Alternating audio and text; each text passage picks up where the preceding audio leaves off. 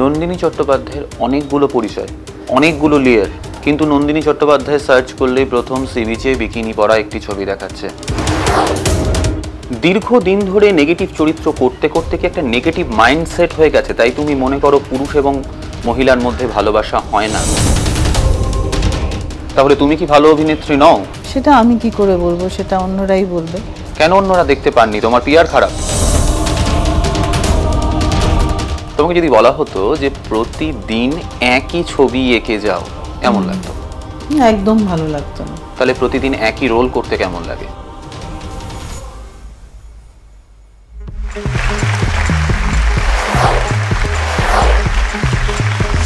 তার নাম শুনলে আরেকটা নাম অবধারিতভাবে উঠে আসে, তা হলো রবীন্দ্রনাথের রক্তকরবী। রক্ত যেমন জীবনদায়ী, একই সঙ্গে আঘাতের চিহ্ন, সাথে করবী। তার জীবনে আঘাতের চিহ্ন কতটাই বা করবী, তা আমরা তার মুখ থেকেই শুনব। পর্দায় তাকে আমরা দেখি দজ্জাল শাশুড়ি, নেগেটিভ চরিত্র, ভ্যাম্প রূপে। এতক্ষণে নিশ্চয়ই বুঝে গেছেন কার কথা বলছি। নমস্কার, আপনারা দেখছেন সিটি সিনেমা, আর প্রতি শনিবার সন্ধ্যে 7টায় ঠোঁটকাটা সিজন 2 নিয়ে আমি তৃণাঞ্জয়। আজ আমাদের সঙ্গে আছেন নন্দিনী চট্টোপাধ্যায়। সিটি সিনেমায় স্বাগত। নিজের সম্বন্ধে এক লাইন বলতে হলে কি বলবে? Emotional fool. বেশ, এটা দিয়ে শুরু করলাম। আসলে আমাদের ঠোঁটকাটা একটু বদলায়নি, বদলেছে ঢংটা। মানে প্রশ্ন করার 5টা ভাগ করেছি আমরা। আমাদের প্রথম ভাগের নাম মুছে যাওয়া দিনগুলি।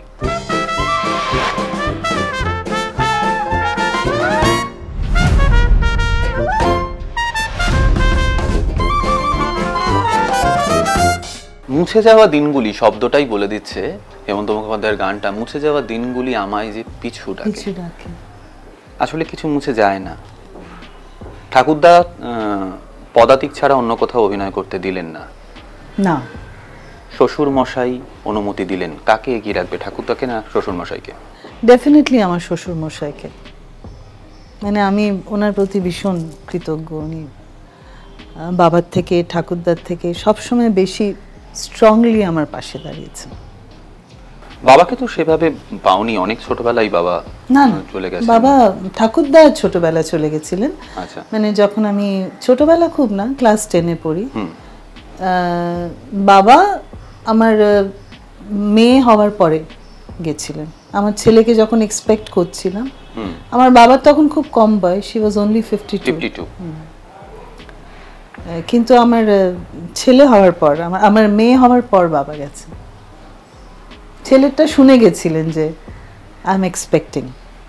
এই যে সেই সময় সন্তান সম্ভাবনার জন্য কাজগুলো ছেড়ে দেওয়া, কাজগুলো না করা, আজকে তার জন্য আফসোস হয় না? না, একটা জার্নি ছিল সেটা, মানে একটা প্রিডেস্টাইন জার্নি ছিল। সেই জার্নিটার এক একটা ফেজের এক একটা ভূমিকা ছিল। সো আমার কোনো আফসোস হয় না। বেশ, তুমি তো শুধু অভিনেত্রী নও, তার পাশাপাশি তুমি চিত্রশিল্পী। তোমাকে যদি বলা হতো তোমার যে বিখ্যাত ঘোড়া যেটা তুমি এঁকেছো এবং যেটা সেলও হয়েছে, যেটা এঁকেছো সেটা সেল করনি, তোমাকে যদি বলা হতো যে প্রতিদিন একই ছবি এঁকে যাও, কেমন লাগতো? একদম ভালো লাগতো না। তাহলে প্রতিদিন একই রোল করতে কেমন লাগে? ওটা পার্ট অফ এক্সিস্টেন্স, আর আমি ওটাকে একটু আলাদাভাবে করার চেষ্টা করি, যাতে এখানে না আমার ওই সুরেখা সিকরির কথাটা আমাকে ভীষণ ইন্সপায়ার করে। মাঝে মাঝে যখন একটু বকডাউন হয়ে যায়, তো সুরেখা সিকরির মতন অ্যাক্ট্রেসকে জিজ্ঞেস করা হয়েছিল যে আপনি এত ভালো ট্যালেন্টেড অ্যাক্ট্রেস, আমরা তো ওনার নখের যোগ্য নই, তো আপনি কি করে এই বালিকা বধূতে দিনের পর দিন অ্যাক্টিং করে যাচ্ছেন? You should have done something better, something more. তখন উনি বলেন আমি নিজেকে ইন্সপায়ার্ড রাখি, ওই একই জিনিস আমি অন্যভাবে করার চেষ্টা করি, আর আমি এই মিডিয়ামটাকেও এনজয় করার চেষ্টা।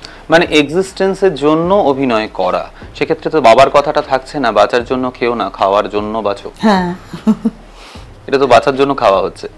বাঁচার জন্য খাবার, কিন্তু সেই খাবারটাকে যেটুকু খাচ্ছি সেটুকু এনজয় করে খাই। দর্শকের রিয়াকশনটা না অনেক ইন্সপিরেশন জুগিয়ে দেয়। দর্শকের ভালোবাসা, দর্শকের রিয়াকশন, যেই ফিলিং অফ ব্যর্থতা যেটুকু থাকে সেটুকুকে দর্শক এলিমিনেট করে দেয়। তার মধ্যে একবারও বোস, ড্যাড অ্যান্ড অ্যালাইভ বা তান এগুলোর কথা মনে পড়ে না? এগুলো করে এসেছো? মনে পড়ে, ডেফিনেটলি মনে পড়ে। আমরা তো শিল্পী, আমাদের তো খিদে থাকবে, ইচ্ছে থাকবে বেটার কাজ করার, আরো ভালো কিছু করে দেখানোর, সেটা তো শিল্পীর ধর্ম। কিন্তু আমার মনে হয় প্রত্যেক শিল্পী সেই ইয়েটা থাকে, খিদেটা থাকে। কিন্তু এখন তো বয়স হচ্ছে, এখন আমার মনে হয় যে ঠিক আছে, হয়তো আমার এটুকুই পাওনা ছিল, হয়তো समय से पहले वक्त से ज्यादा किसी को कुछ नहीं मिलता। এটা কি আঙুর ফল টক বলবো? কিছুটা definitely, let me be honest.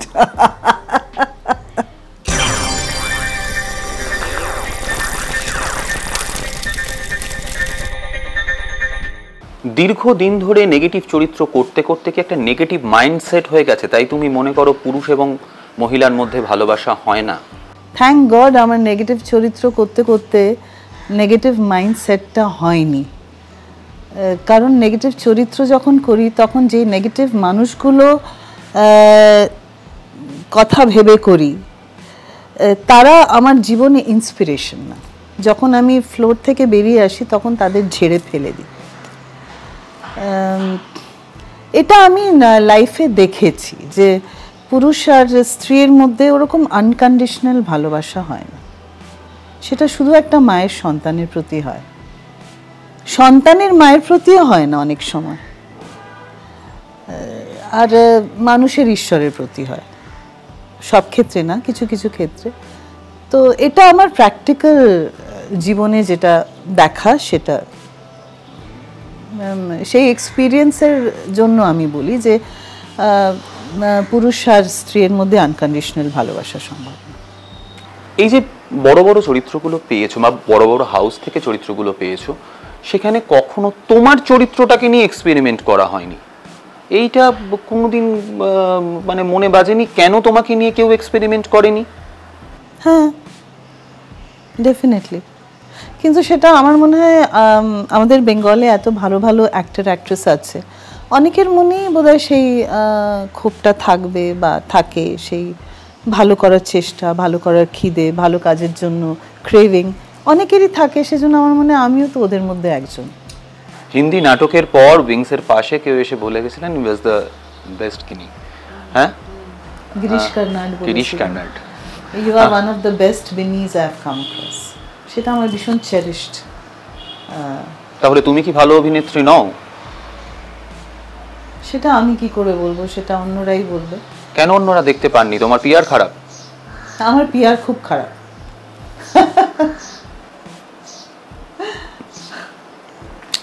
এই যে মানুষের তোমার সম্বন্ধে একটা ধারণা প্রথমেই হয়ে যায় যে তুমি খুব নাকুচু, অহংকারী এবং মানুষকে দূরে রাখতে ভালোবাসো, প্রথমেই এরকম একটা ধারণা হয়ে যায়। আদতে তো তুমি তা নও, এটা একমাত্র তোমার সাথে যারা মিশেছে, যারা কথা বলেছে তারা বুঝতে পারবেন। মনে হয় না এই ইমেজটা তৈরি না হলে ভালো হতো? হ্যাঁ, আমার ভীষণভাবে মনে হয় যে এই ইমেজটা কেন তৈরি হয়। আমি চাই না এই ইমেজটা থাকুক। অনেক সময় এমনও হয়েছে যে আমি কারোর কাছে গিয়ে বলেছি, তুমি কি আমাকে এরকম ভাবছো? আমি কিন্তু এরকম না, কিন্তু কোনো দরকার ছিল না। আর অনেক এই নতুন জেনারেশনের হিরো হিরোইনরা যারা, তারাও অনেক সময় আমাকে বলে, নন্দিনী দি আমরা তোমাকে এরকম ভাবতাম, কিন্তু তোমার সঙ্গে মিশে দেখলাম তুমি এরকম না। সত্যি ইমেজটা না হলেই বেটার হতো বোধহয়। এটা প্রিকনসিভড আইডিয়া তৈরি করে দেয় মানুষের মনে আমার প্রতি। তার মানে একটা মানুষের যে সব সময় হাসি মুখ, সব সময় তিনি হাসছেন অথবা হেসে হেসেই কথা বলছেন, অন্তত ক্যামেরার সামনে তো সব সময়ই হাসছেন, সেটা একটা ইমেজ তৈরি করে, তুমি মানছো? সেটা সম্পূর্ণ ফেক, সেটা মানো? অনেক সময় ফেকও হয়। ফেক দেখলে বুঝতে পারো? আমার মনে হয় আমি বুঝতে পারি। তোমার মনে হয় না যে সেটা কোনো কোনো ক্ষেত্রে তোমার জন্যও দরকার ছিল? হ্যাঁ, মনে হয়। সেটা করলে না কেন? সেটা করার যে চেষ্টা করিনি তা না, কিন্তু আমিও জীবনে ক্যালকুলেশনস করার চেষ্টা করেছি, কিছু কিছু ক্ষেত্রে ফেক হওয়ার চেষ্টা করেছি কিছু কিছু ক্ষেত্রে, কিন্তু ওটা না আমার বোধহয় আমি বেশি টানতে পারি না, ওটা আমার সিস্টেমের সঙ্গে বোধহয় যায় না। আমি কিরকম একটা কমিক্যাল হয়ে যাই ওগুলো চেষ্টা করতে গিয়ে, হয় হয় লুজার হয়ে যায়, নয় comical. I make a joke of myself. তো আলটিমেটলি আমি দেখলাম যে না, আমি যেরকম সেরকমই, take it or leave it. এই যে বড় বড় প্রোডাকশন থেকে ডাক পেলে, তারপরে সেই প্রোডাকশনগুলোতে যে ক্রমাগত চেষ্টা চালিয়ে যাওয়া বা ডাক পাওয়ার চেষ্টা চালিয়ে যাওয়া বা ফোন কলস করে যাওয়া, সেগুলো করো? কারণ তোমাকে তো ঘন ঘন দেখা যায় না। মাঝে মাঝে করি, কিন্তু না আমার বোধহয় প্রোগ্রামিংটা এরকম, প্রিডেস্টিন প্রোগ্রামিংটা এরকম, সেগুলো করে খুব একটা লাভ হয় না। আমি যেই কাজগুলো ভালো ভালো পেয়েছি সেগুলো না মানে অ্যাপ্রোচ না করে বা ফোন কলস না করে হঠাৎ হঠাৎ করেই পেয়েছি। যেগুলো বেশি চেষ্টা করি, ফোন কল করি বা আগ বাড়িয়ে গিয়ে বলি যে আমি আপনার সঙ্গে কাজ করতে চাই, সেগুলো আমার খুব একটা ওয়ার্ক করে না আমার ক্ষেত্রে। সস্তা মনে করেন?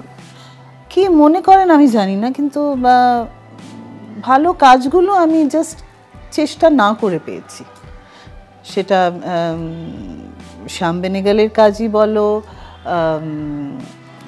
বোস ডেড অর অ্যালাইভই বলো, বা যে কটাই ভালো কাজ করেছি সেগুলো অ্যাপ্রোচ না করে পেয়েছি। সাবিত্রী চট্টোপাধ্যায়কে ভানু বন্দ্যোপাধ্যায় বাড়ি থেকে ডেকে নিয়ে গেছিলেন, তার আগে অবধি তিনি যাননি। কিন্তু আজকে তো সেই যুগ নেই, আজকে তো নিজেকে পিআর করতে হবে, নিজের পোর্টফোলিও দিতে হবে। এই জায়গা থেকে হতাশা তৈরি হয় না যে কেন করছি না বা কেন করলাম না? সেগুলো তো করি, যখন অডিশন লোকে চায়, বম্বে থেকে অনেক সময় অডিশনস পাঠাতে বলে, সেগুলো পাঠাই, আমার পোর্টফোলিও পাঠাই, আমার ওয়েবসাইট পাঠাই, যেটুকু আমার করার সেটুকু আমি করি। কিন্তু ঘটনাচক্রে খুব যে একটা তাতে লাভ হয়েছে, কিছু করতে হয়, নিশ্চয়ই করতে হয়, সেগুলো আমার জানা নেই, সেগুলো আমার প্রোগ্রামিংয়ের মধ্যে নেই, বা আমি খুব একটা কমফোর্টেবল নই সেগুলো করতে। যদি কেউ গাইড করে দেয় আমাকে যে এরকম এরকম করো, তাহলে এরকম এরকম হবে, তাহলে ভালো। তোমার মনে হয় যে মানে মিডিয়ার আরো বেশি তোমার প্রতি এই ধরনের আকর্ষণ দরকার ছিল? যেটা সিটি সিনেমা দেখিয়েছে সেটা মিডিয়াও কম দেখিয়েছে, অন্যান্য মিডিয়া। হ্যাঁ, ডেফিনেটলি মনে হয়, কিন্তু কি করব বলো। একটা আমার যেমন ওয়াসিম কাপুর আমার খুব ভালো বন্ধু ছিলেন, ওনার ডেথটা না আমার পক্ষে বিরাট বড় একটা লস। উনি বলেছিলেন, নন্দিনী জি आपके साथ मैं एक एग्जिबिशन करूँगा, आप और मैं। তো ওয়াসিম কাপুরের মতন পেইন্টারের সঙ্গে আমি এক্সিবিট করব, আমি কে? তো ওনার ইন্টারভিউ নিতে দুজন গেছিল সাংবাদিক, তিনি নিজে আগ বাড়িয়ে তাদের বলে আমার কাছে পাঠিয়েছিলেন যে आप लोग जाओ नंदिनी चैटर्जी का भी interview low, I think she deserves more coverage. তো ওয়াসিম কাপুর সেরকম একজন ছিলেন, কিন্তু সেরকম খুব একটা আমি অ্যাপ্রোচ করিনি লোকজনকে, বা লোকজন আমাকে সেরকম ভাবে প্রেফার করেননি হয়তো। নন্দিনী চট্টোপাধ্যায়ের অনেকগুলো পরিচয়, অনেকগুলো লেয়ার, কিন্তু নন্দিনী চট্টোপাধ্যায় সার্চ করলেই প্রথম সি বিচে বিকিনি পরা একটি ছবি দেখাচ্ছে। এটা কি মানে ইচ্ছা করে একটা ইমেজ তৈরি করা? না, একদম না, একদমই না। এটার জন্য কতটা ট্রল হয়েছিল? প্রচুর ট্রল হয়েছিলাম। একজন বলেছিল সমস্ত ছবিগুলো ইনস্টাগ্রাম থেকে, ফেসবুক থেকে ডিলিট করে দাও। তাহলে কেন? ওটা আমার হলিডের পার্ট ছিল, ওটা আমি ট্রল হওয়ার জন্যও করিনি, ওটা ন্যাচারালি করেছিলাম, কারণ গোয়াতে বিকিনি পরাটা ওয়াজ নর্মাল। তো ওটার যে এই ইম্প্যাক্ট হবে সেটা আমি বুঝতে পারিনি অনেস্টলি, আমার অন্য কোনো পারপাসও ছিল না। কিন্তু বাঙালি দর্শক বলে যে তুমি একদম দায়িত্বশীলভাবে নিজের ইমেজটা ভাঙার জন্য ওটা করেছিলে, নজরে পড়ার জন্য। একদম না, এটা ভুল, একদমই না। আমি জেদ ধরে পরে সেগুলো ডিলিট করিনি, সেটা আলাদা ব্যাপার। আর নিজেকে জাস্টিফাইও করেছি যে ওয়াই এম আই রং, কোথায় আমি ভুল করেছি। এটা আমার পার্সপেক্টিভ ছিল, আমি বন্ধুদের সঙ্গে গেছিলাম, আমার কাছে এটা নর্মাল ছিল, আমি কিন্তু এটা কোনো পারপাস বা কোনো ক্যালকুলেশনের জন্য আমি করিনি। এই যে ইন্ডাস্ট্রিতে বা দর্শকের মধ্যে একটা কুলে নীতি পুলিশি, কি করা যাবে কি করা যাবে না, এটা কেমন লাগে? কেউ কি ঠিক করে দিতে পারে? না, কি করে ঠিক করে দেবে? সবার আলাদা আলাদা পার্সপেক্টিভ আছে, সবার আলাদা আলাদা আপব্রিঙ্গিং আছে, আলাদা সিচুয়েশনস আছে, দৃষ্টিভঙ্গি আলাদা। তো সবার, আমার মনে হয় কাউকে কারোর প্রতি কারোর জাজমেন্টাল হওয়াটা ঠিক না। আমি কম বয়সে ভীষণ জাজমেন্টাল হতাম, এই মা এরকম করেছে, এই করেছে, কেন করেছে, কিন্তু না, যত বয়স হচ্ছে আমি জাজমেন্টাল হওয়াটা বন্ধ করে দিয়েছি। এটা ভুল, one should not be judgmental. তোমার সাথে বর্তমান প্রজন্মে যারা নতুন আসছে বা একটু কম বয়সী, তাদের জেনারেশন গ্যাপ হয়? আমার তো মনে হয় আমি ওদের সঙ্গে বেশি জেল করি এখন, মানে তোমার প্রজন্মের থেকে। হ্যাঁ, এখন যে নতুন জেনারেশন আছে তারা ভীষণ সর্টেড। আমার মনে হয় আমাদের জেনারেশনটা একটু বেশি ঘাঁটা। তারা ভীষণ ফোকাসড, ভীষণ সর্টেড। তাদের কম্পিটিশন, তাদের মধ্যে যে কম্পিটিশন নেই তা বলবো না, কিন্তু তাদের মধ্যে খুব হেলদি কম্পিটিশন। আমরা যেমন এটা ফিগার আউট করতে অনেক বছর লেগে গেছে যে আমরা জীবনে অ্যাকচুয়ালি কি চাই, they are very clear, they know what they want in life. বাউলদের মধ্যে খুব কমন কথা আছে আখড়া, যেখানে একজন বাউল আরেকজন বাউলকে এগিয়ে দেন, তুলে নিয়ে আসেন, আর তোমাদের মহিলাদের মধ্যে আছে কাঁকড়া। এটা মানো? একদম। কতবার এরকম কাঁকড়া ফেস করেছো? অনেকবার ফেস করেছি, কিন্তু আমি একদিক থেকে লাকি যে আমি উল্টো দিকও ফেস করেছি, মানে তুলে ধরাটাও ফেস করেছি। যেরকম যেরকম আমি একটা উদাহরণ দেব, ইন্দ্রাণী বাসুকে বোস ডেড অর অ্যালাইভে ওনাকে অডিশন করা হয়েছিল। উনি খুব সুন্দরী, একটা টিপিক্যাল একটা লুক আছে, ওনাকে অডিশন করা হয়েছিল যে রোলটা আমি করেছিলাম তার জন্য। তো ইন্দ্রাণী অডিশন দেওয়ার পর বলল, এখানে কলকাতায় the right person to do this, যার হিন্দি ডিকশনটাও প্রপার, প্লাস সে স্যুটও করবে, নন্দিনী চ্যাটার্জি। মানে এটা খুব কম লোকে করে, কিন্তু ও কিন্তু করেছিল। আর সত্যি রেয়ার, খুব রেয়ার। এরকম আমি পেয়েছি দু একবার। আমি ভালো দিকটাও যে দেখিনি তা বলবো না, আর উল্টোটা অনেকবার দেখেছি। একটা উদাহরণ? কারণ নাম বলাটা উচিত হবে না। নাম বলছি না, রোলটার। যেমন একটা সিরিয়ালে আমি প্রোটাগনিস্ট ছিলাম না, আমি ভিলেন ছিলাম, কমিক্যাল ভিলেন ছিলাম। তো সেখানে যে আমাকে, মানে যিনি প্রোটাগনিস্ট করতেন, তিনি she went out of her way to, মানে প্রডিউসারের কাছে আমাকে যাতে ছোট করে দেয়, আর ফাংশনসে যেত, সেখানে যাতে আমাকে না নিয়ে যাও, আমাকে না ডিরেক্টর বা অ্যাসিস্ট্যান্ট ডিরেক্টরসরা আমাকে যাতে না ব্যাকিং করে, সেই ব্যাপারগুলো আমি খুব স্ট্রংলি ফেস করেছি। আর নানান জায়গায়, এমনকি আমার স্কুল ফ্রেন্ডসের মধ্যেও, বিশেষ করে মহিলারা রিইউনিয়নের পর যখন দেখেছে যে আমি একটু এক্সট্রা টেনশন পাচ্ছি, আমি একটু বেশি, তো আমাকে আউট করে দেওয়া, এগুলো ফেস করেছি। কিন্তু ভালো দিকটাও ফেস করেছি, আমি ভালো দিকটাও দেখেছি মহিলাদের, রেয়ার হলেও সেটা আমার অ্যাডমিট করা উচিত যে I am lucky to have experience that also. তার মানে মহিলাদের শুধু পালিশ থাকে না, তার সঙ্গে একটা মস্ত বড় নালিশ থাকে, সেটা তোমার কাছে নেই? হ্যাঁ, না আছে, নেই বলবো না। আমার নিজের ফ্যামিলির মধ্যেও আমার চাইল্ডহুডটা স্পয়েল করেছে আমার পিসিরা, যে জাস্ট বিকজ আমার ঠাকুরদা বলতো যে আমার বাড়ির লক্ষ্মী, এ আসার পর আমাদের ব্যবসা ভালো হয়েছে, ইয়ে হয়েছে। তো আমার বাবার সৎ বোন ছিল ওরা, তো দে হ্যাড এইটুকু বাচ্চার প্রতি যদি তুমি অ্যাডভার্স হয়ে যাও ছোটবেলার থেকে, সে বাচ্চা তো জানবেও না সেটা কি করে ফেস করবে। তো আমার মুখের ওপরে বলতো বাকি সব তো ইনসান কে বাচ্চে লাগতে हैं, ये पता नहीं कहाँ से चलिए। मैंने I was not even presentable enough to be called a human.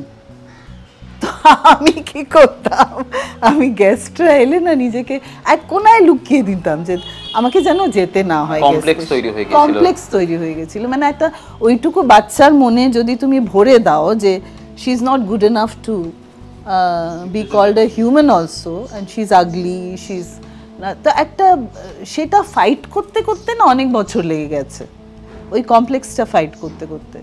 যার জন্য ম্যারিলিন মনরো একটা জায়গায় বলেছিল, you should always tell a girl that she is, every girl should be told that she is beautiful, every child girl should be told that she is beautiful even if she is not. এটা beautiful quote by Marilyn Monroe. ওনারও এটা fight করতে, মানে she took a long time to fight this. এই repercussions একটা মেয়ের জীবনে এত স্ট্রং আসে না, মানে একটা লো সেলফ এস্টিম তার লাইফের প্রত্যেকটা ডিসিশনকে ইফেক্ট করে। তো আমি ইনফ্যাক্ট প্রে করব সবাইকে যে you should always tell your child, your girl that she is beautiful, she is talented, যাতে তার সেলফ এস্টিমটা লো না হয়। তো আমি ভীষণ ফেস করেছি, আমি নিজের ফ্যামিলিতেও ফেস করেছি, প্রফেশনাল ফিল্ডেও ফেস করেছি। আমার নালিশের লিস্টটা বিরাট বড়, কিন্তু I am also grateful to the women who have stood by me.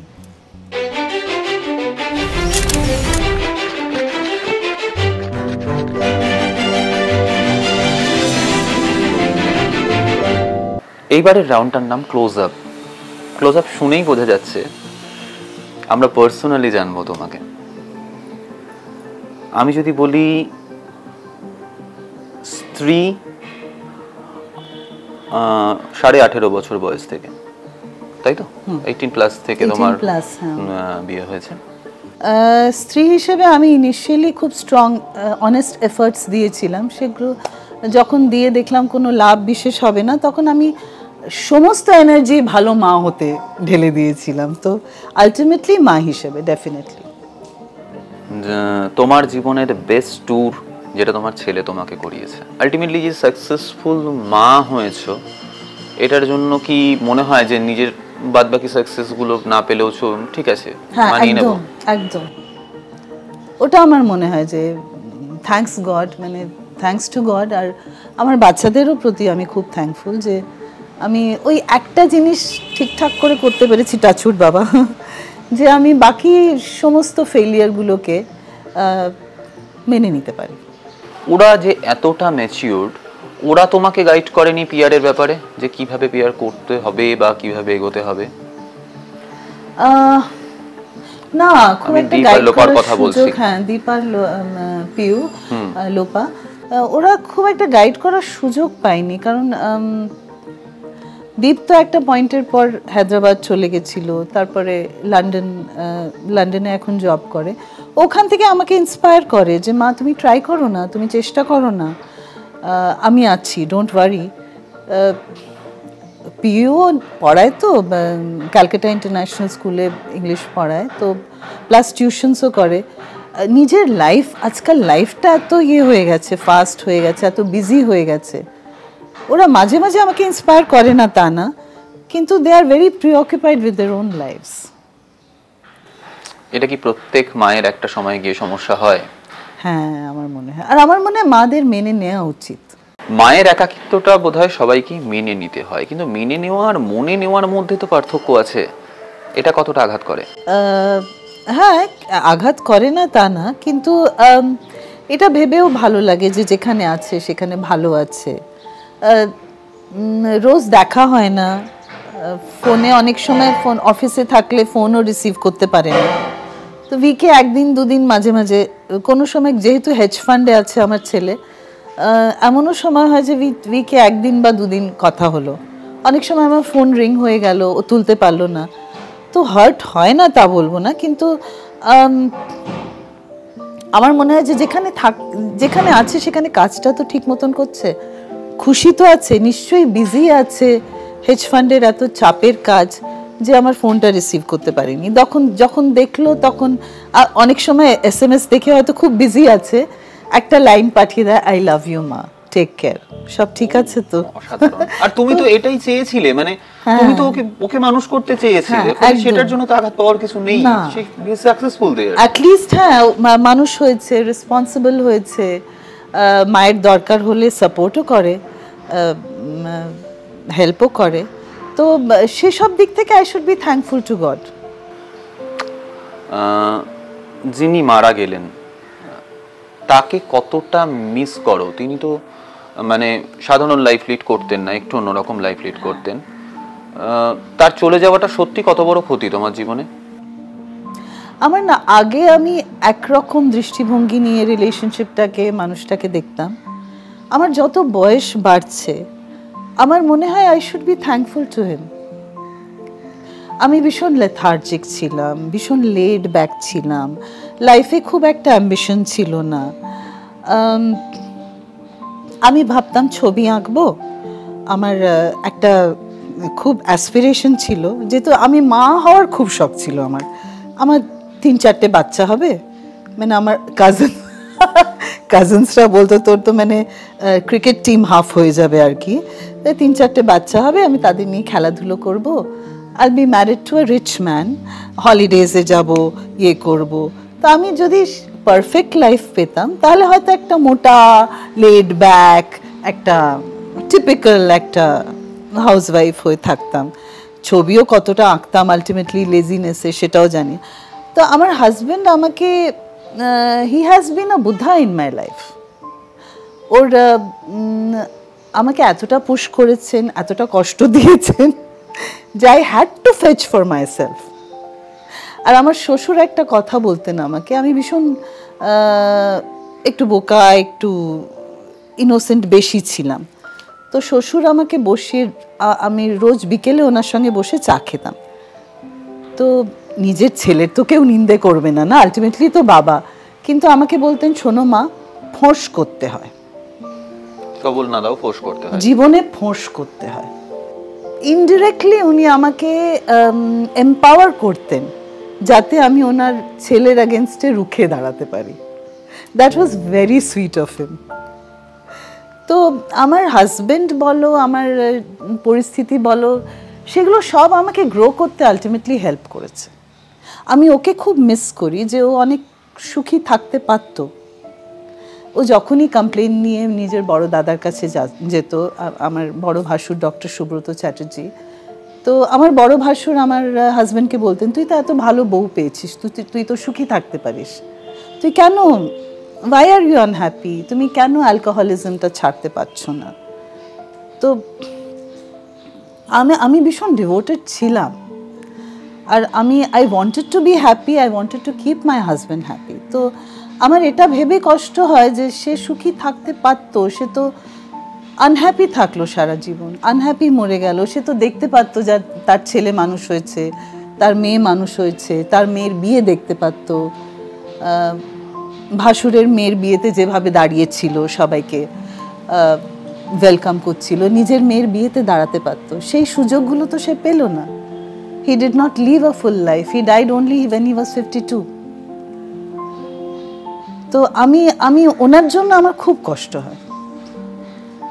আর যেহেতু রিলেশনশিপটা এমন ছিল যে আমি তো বাচ্চাদের সামনে কাঁদতেও পারি না, কিন্তু একটা দিনও যায় না যে আমি ওনার কথা মনে করি না। ঠিক আছে, আমি এই চূড়ান্ত ইমোশনাল জায়গা থেকে একটু সরে আসছি। সেটা হচ্ছে ইন্ডাস্ট্রিতে দেব, জিৎ, যাদের সঙ্গে তুমি কাজ করেছো, রনিদা, তারপরে তোমার সোহম, সবাই, তুলিকাদি, অনেকের সাথেই তুমি কাজ করেছো। এবং তোমার লাইফটা তো শুধু এইটা তোমার লাইফ নয়, ওটাও তোমার পার্সোনাল লাইফই। এদের মধ্যে কতজন তোমার পার্সোনাল লাইফে জড়িয়ে আছেন? ভীষণ পার্সোনাল রিলেশন কাদের সঙ্গে? তুলিকা আমার বন্ধু, মিঠু দি আমার বন্ধু, ভালো। কিছু কিছু বন্ধু আছে, মিঠুদির কথা তুমি আগেও বলেছো। হ্যাঁ, পৃথা চ্যাটার্জি আমার খুব বন্ধু। ইনফ্যাক্ট তুলিকা তো বলবো যে তুমি বলছিলে না যে অভিযোগও আছে মহিলাদের প্রতি, কিন্তু I should also be grateful to কিছু কিছু মহিলার। তুলিকা যেমন চন্দন পল বলে একটা ছেলে আছে আর্টিস্ট, রেট্রো কলকাতার founder, one of the founders. Tulika ওকে আমার কথা বলেছিল যে ও ভালো ছবি আঁকে, ওর ছবিগুলো তোরা এক্সিবিট করিস না কেন।